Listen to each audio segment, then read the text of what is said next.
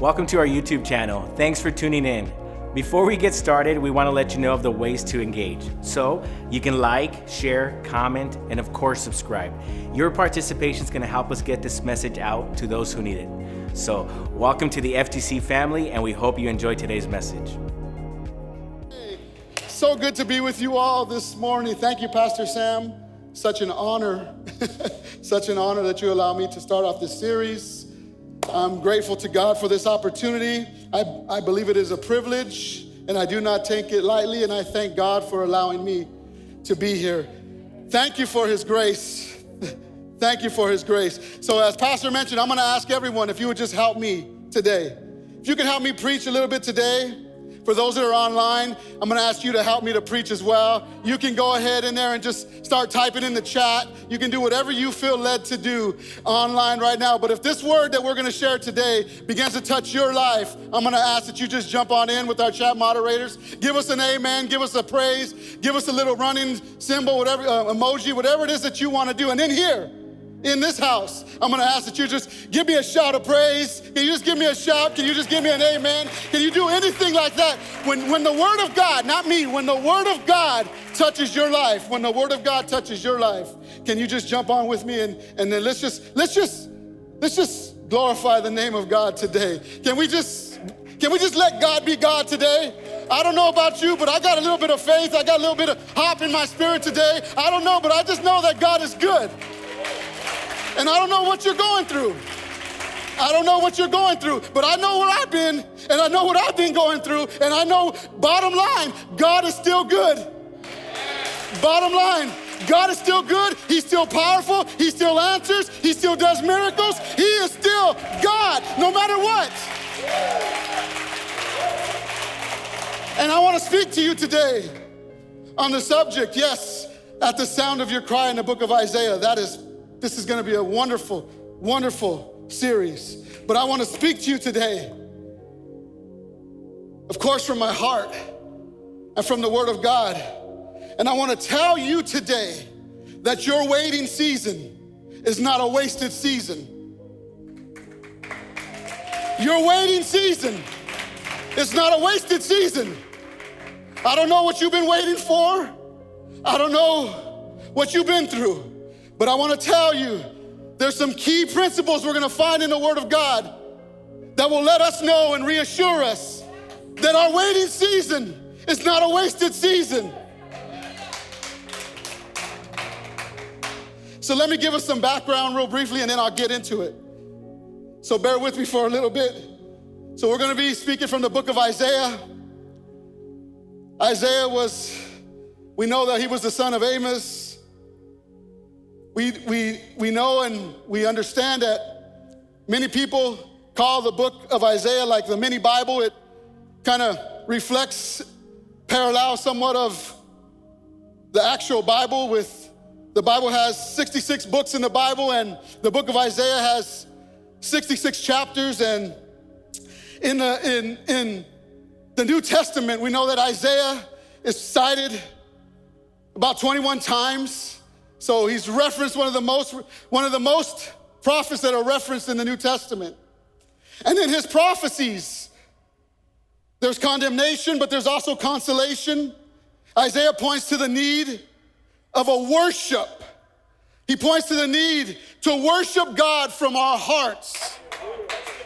He points to the people and he tells them, there's a need to worship God, Israel. From the depths of your heart, we need to worship God. That's what he does. He guides them. And he also signals the coming of the Messiah, Jesus Christ, who we worship today, who is our God. You see, chapter 30, where we're going to start today. The people of Israel in this time, in the times of this writing, had already had an experience in Egypt under the hand of Pharaoh. And during the seasons that they experienced, the people had embraced some traditions and some practices that were contrary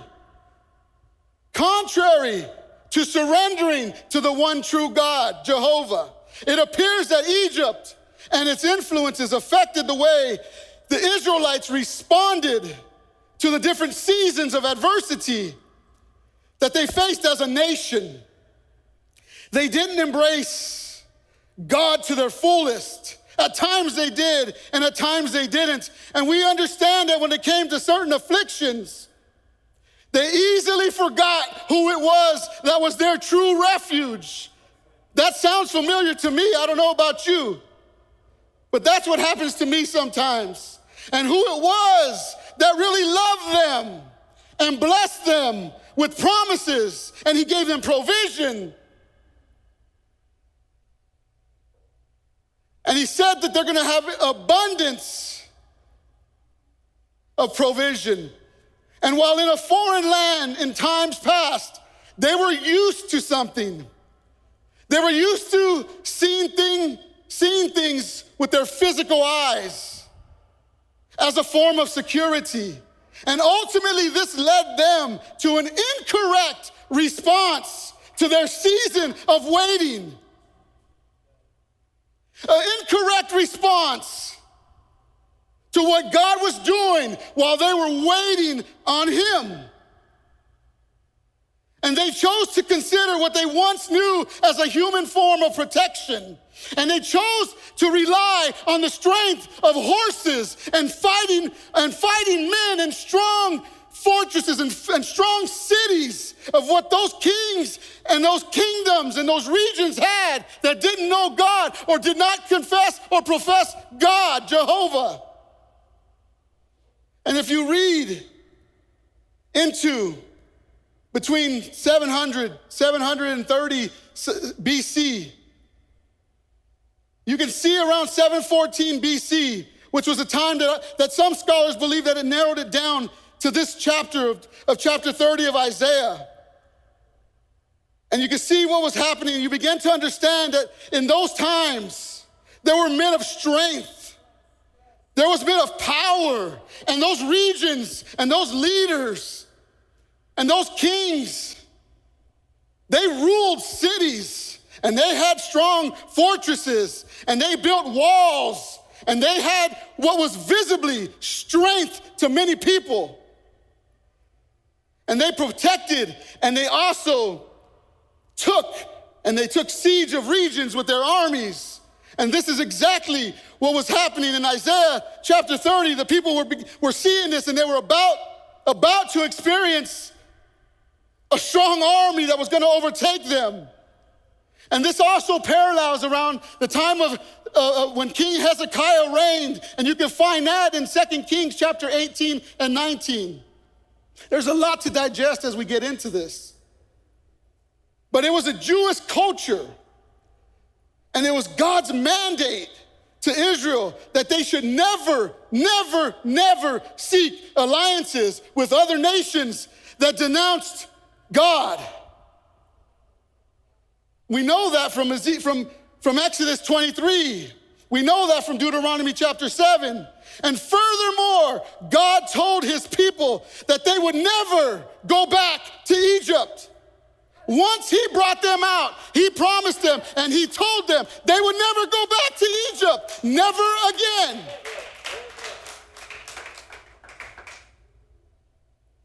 Once he delivered them, they would not have to go through that again. He promised them.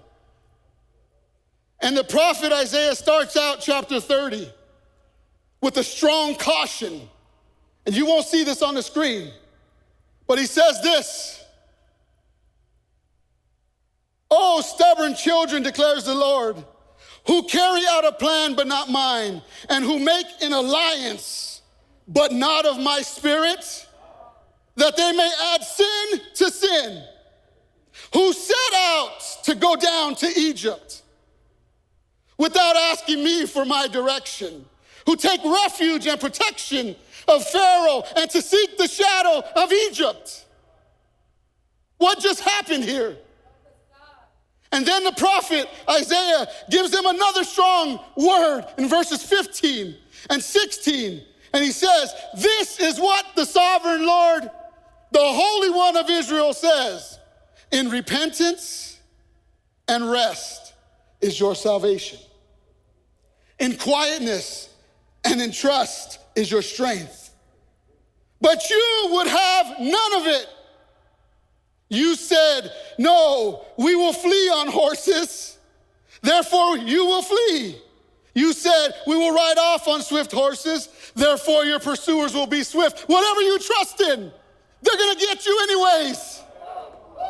Whatever else it is, if it's beside me, they're going to catch you. You can run. You can get their strong horses. You can get their... It doesn't matter. The ones that are going to come after you are going to be just as swift as you.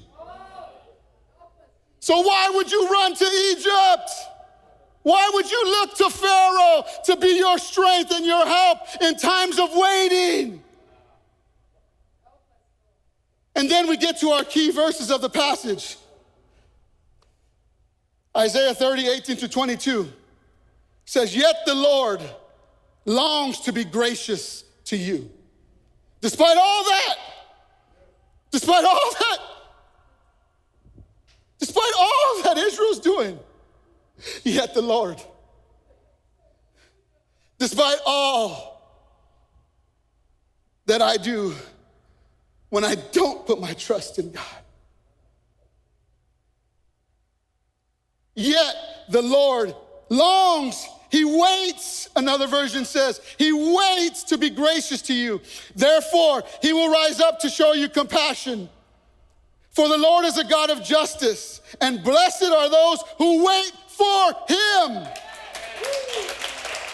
And people of Zion who live in Jerusalem, you will weep no more. How gracious he will be when you cry for help. As soon as he hears it, God hears your cry, he will answer you. Although the Lord gives you bread of adversity and the water of affliction, your teachers will be hidden no more. With your eyes you will see them.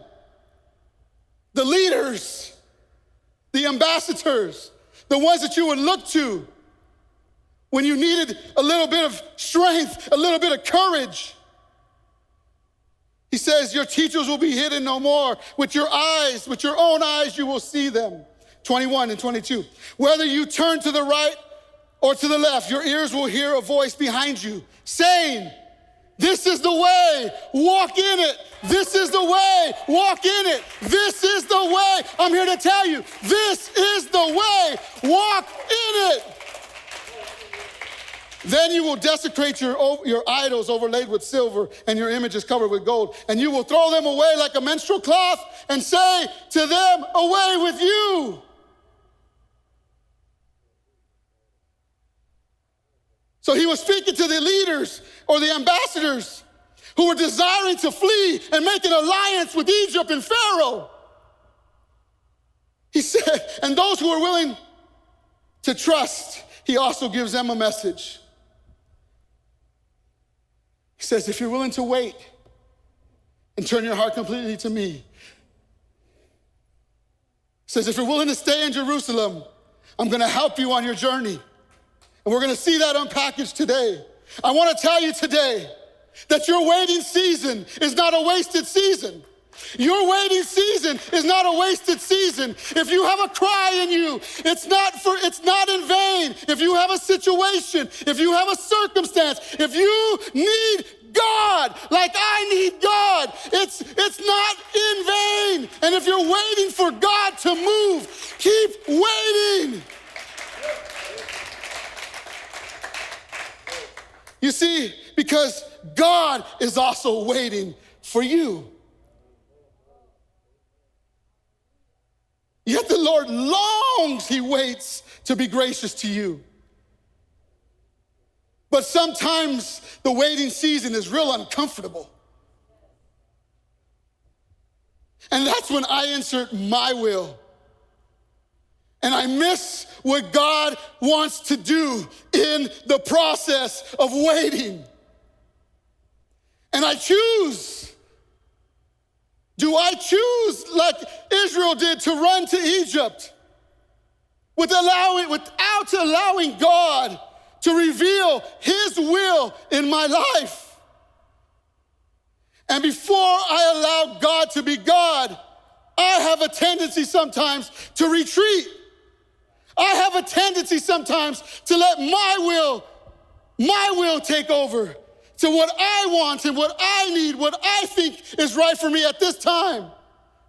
And I don't allow God to show us or to show me who he really is and to show me his justice. Because I know Hebrews tells me that he's not an unjust God to overlook the work and the love that we have shown in serving his saints. I know that. And you know what else? Well, my waiting season reveals God's will. You know what else happens? My waiting season tests my will. God longs and waits to bless me. He said it. That's what he's waiting for. He's waiting. It's just at the sound of my cry. That's all he just said, just cry. And he longs. But my waiting season tests my will. How about yours? You ever had your will tested? What you want to do? My waiting season tests my will. But he says in verse 18, blessed are all who wait for him.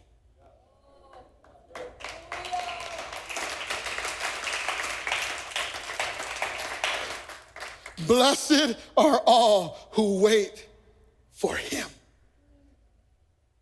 And that ain't easy. You know why? Because that waiting, while he waits and while we wait, he's waiting for us to cry and we're waiting for him to bless. And there's something that happens in between those two. His will is to bless. I want to cry unto him, but then in between, there's that waiting season. There's that time of waiting. And that is where it gets real tough, because that's where my will wants to take over. And that's a place where we dwell. And waiting seasons have a way of arresting our lives. Those waiting seasons, they have a way of revealing who I really am and who you really are. They have a way of getting in the way of really seeing who God is in our lives.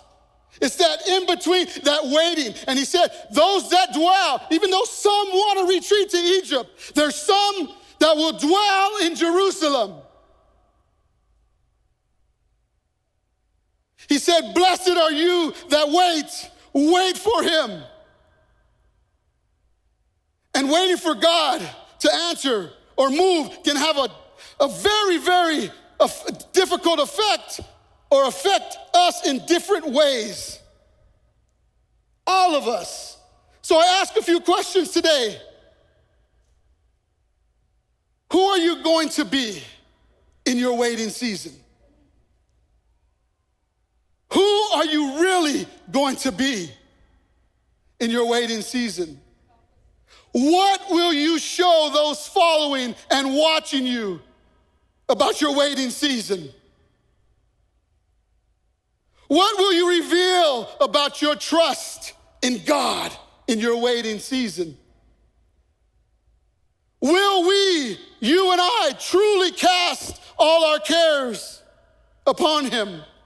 Or will we secretly surrender our faith as we wait for his answer? Surrendering little by little, giving up our faith little by little in that in-between time. Because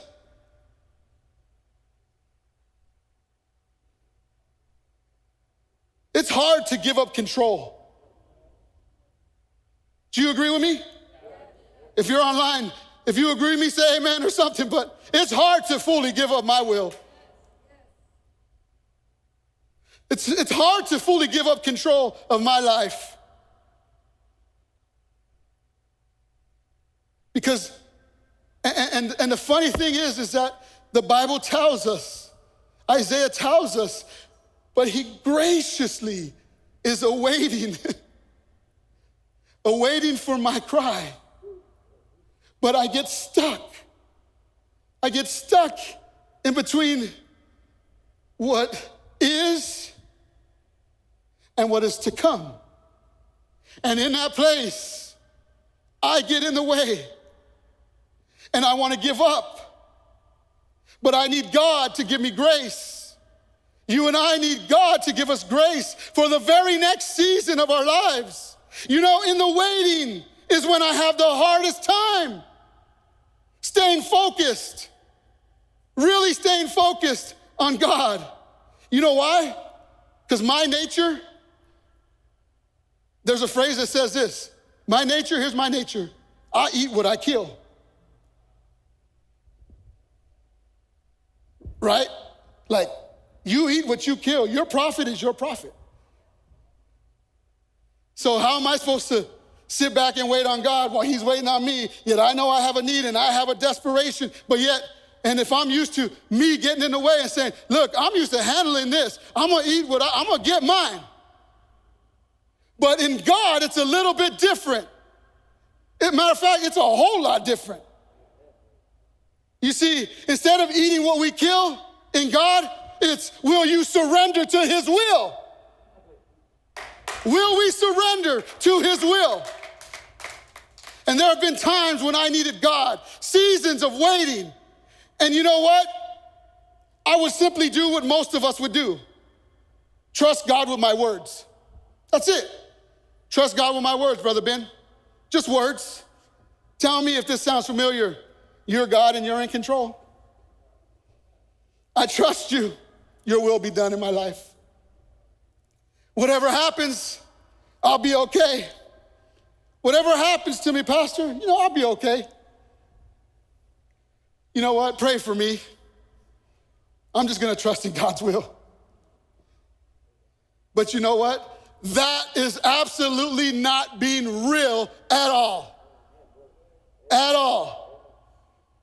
What does this do? What does that do to move God? What does that reveal about my trust in God?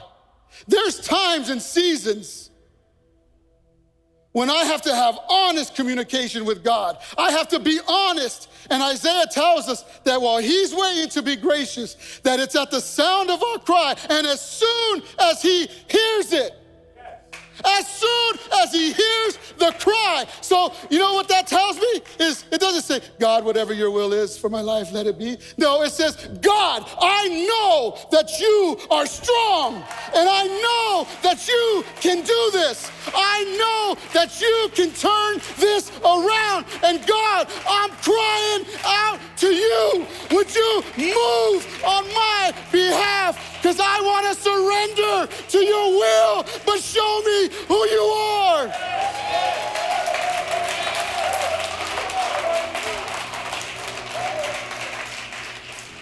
Because I'm waiting. And as I wait, it's tough. And I know that you said you want to hear a cry. You don't want to hear normal faith. Regular, everyday, common, comfortable, little faith, little trust. He said a cry. And you know what happens? My waiting season exposes my plea. My waiting season exposes my desperation, not just to let your will be done. God, I'm pleading with you. I need you to move. I need you to help me. That's what that word means in the Hebrew.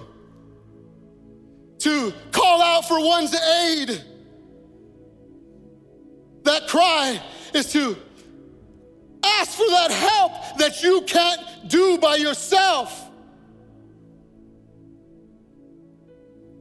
To get my will out the way and surrender to his. And to expose. Matter of fact, I think it probably should have been my waiting season requires my plea. It requires it. And you know what? Everyone, young, older, it doesn't matter. It doesn't matter in this room. You and I will need God. You and I will need God to give us an answer one day or another, and to give us direction in life. You and I will need God. And there's gonna be needs in our lives that require not just simple faith, not ordinary faith, but they require a cry. A young person may have lost their way, a major transition in life, a sick parent, a sick child, a desperate financial need, a struggle with sin. Knowing that we need to change something in our lives. Well, I want to tell you, there's good news. God is awaiting. He's awaiting something from you. And I'm not talking about that little cry as I keep going back to, because it's important. I'm talking about, if God don't move, where am I gonna go? And you know, I struggled the last few months with normal, ordinary faith. But there came a point recently where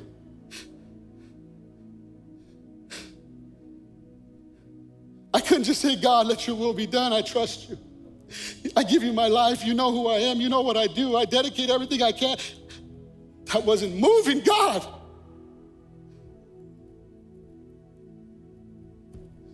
That wasn't moving him no more. But it wasn't until I said, I need you. It wasn't until I said, if you don't move, where am I gonna go, God? What are we gonna do? I need you to move, God. I'm gonna cry out to you because I know it's only you. I've seen you move for so many. I've seen you do so much. And I'm going to cry. And I'm going to be here. And I'm going to sit here. And I'm going to plead. And I'm going to expose. And I'm going to tell you that I trust you. And I love you. And I'm going to go wherever you lead me. But I need you to lead me today.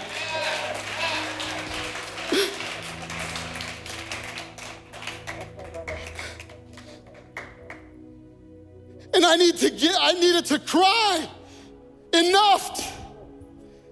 You know why? Because that cry arrested his attention. It stopped him. And blind Bartimaeus, you read this, you can read about this. In Mark chapter 10, he was blind and by the wayside. Look at this, let me just read it. And they came to Jericho, and as he went out of Jericho with his disciples, a great number of people. Blind Bartimaeus, the son of Timaeus, sat by the highway side begging. And when he heard that it was Jesus of Nazareth, he began to cry out and say, Jesus, thou son of David, have mercy on me. And many charged him that she should hold his peace. But he cried more a great deal, thou son of David, have mercy on me. He cried a great more deal. And watch this, it says, and Jesus stood still. He was with the crowds, he was walking, and blind Bartimaeus is over here. Jesus, have mercy on me. And Jesus, now that's a cry. Now that's a cry. I'm over here with the crowds, and they're just saying, whatever your will is, I'm gonna follow you. But he's over here, blind Bartimaeus is over here, and he's saying, I can't see, and I need you, and I know that you can help me. So Jesus, have mercy on me, thou son of David. And Jesus stops exactly what he's doing. Don't tell him to be quiet. Move out the way. Who is this? My waiting season. God leads me and releases me. The cry captures God's attention. But here's the thing.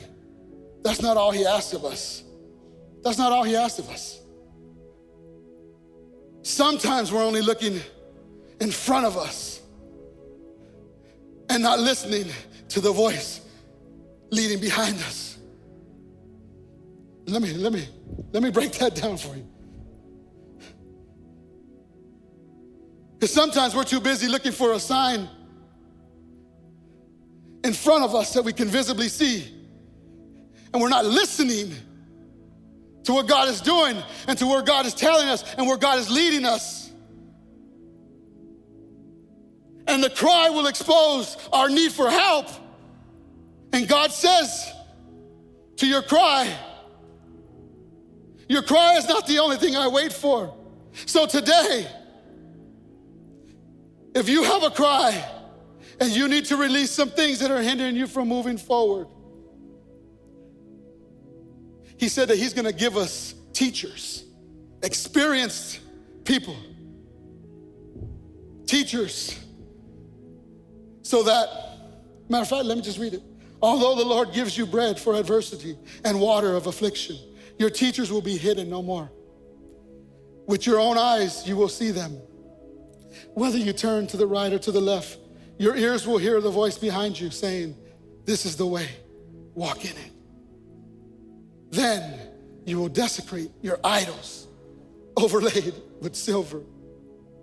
There you will desecrate your fear. There you will desecrate and get rid of your doubt. There you will get rid of anxiety. There you will leave your depression. There you will leave your loneliness. There you will leave your will. And your images covered with gold, and you will throw them away like a menstrual cloth and say to them, away with you. Can I show you what this looks like real quick? I got a few minutes. Can I show you what this looks like real quick? Frankie, jump up here. Sorry, you're up.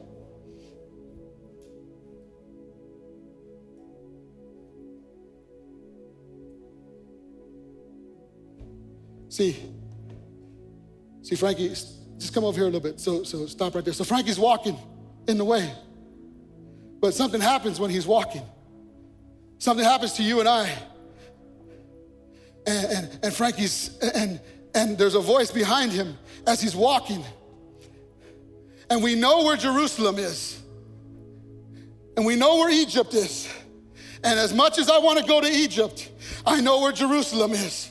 As much as I want to go back to my will, I know where God's will is for my life. And we struggle, and he walks, and Frankie's walking. But as Frankie's walking, he's saying, oh, but I'm afraid. I see the Assyrians coming to attack me, so I need to go make an alliance with Egypt. I need to go back to what I used to know. And then there's a voice of teaching me. I'm saying, Frankie, no, Frankie. You trust in God, Frankie. I've seen God move. You cry out to God, Frankie. Now go to Jerusalem. Go that way. This is the way. Keep walking. Walk off the stage, Frankie. Keep going, Frankie. That's the way to Jerusalem. That's the way you need to go. But you know what happens? A lot of times we want to go back to Egypt.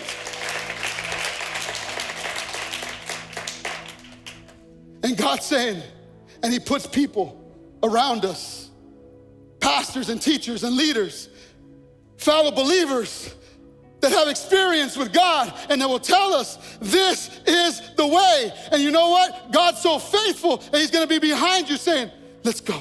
I've been here before. You've been here before. I'm not gonna leave you. I'm waiting right here. All you gotta do is cry to me. And when you cry, but you have to let go of Egypt. You have to get rid of whatever it is that's holding you. And I'm gonna help you do that too. So I'm gonna ask us to stand.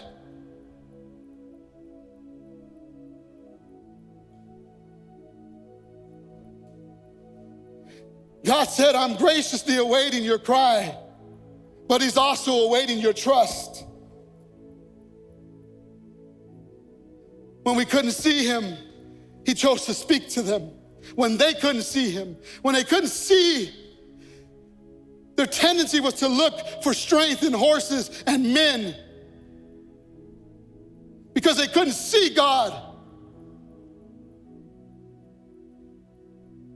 And all he wanted was for them to trust him and to walk and to keep following the way and to stay faithful to the path in the waiting season.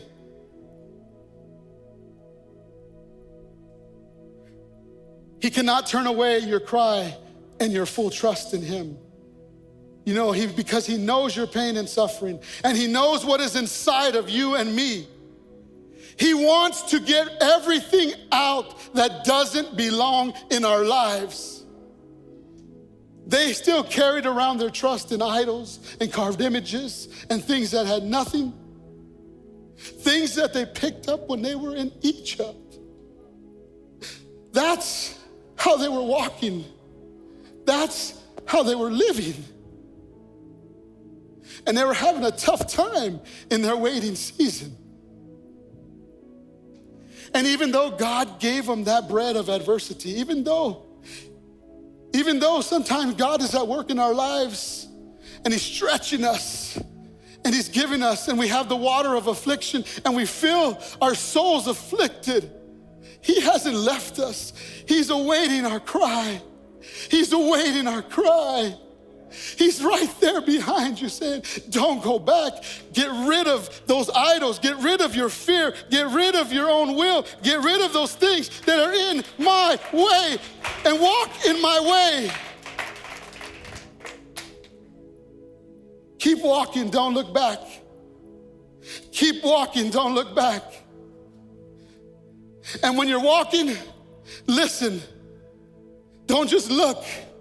Those men, those horses, wherever you're running to, when you're waiting for God, whatever it is that is pulling you, if you're waiting on an answer,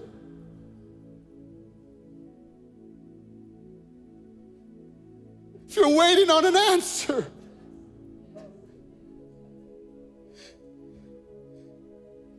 he just wants to hear your cry. And he just wants you to release your will and your trust in everything else and to trust in him. But to trust in him. Trust in him like the God that he is.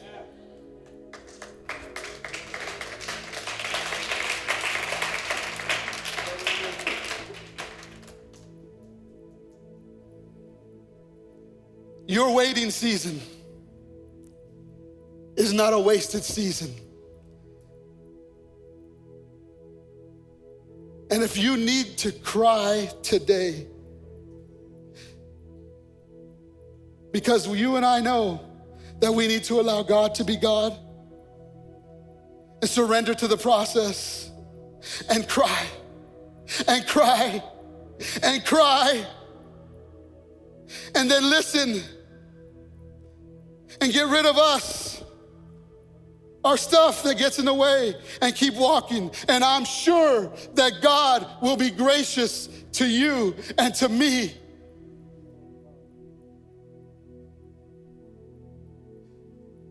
And if you're online, there's gonna be someone that can pray for you. But if you have a cry, God is here and he's awaiting. And as soon as he hears it,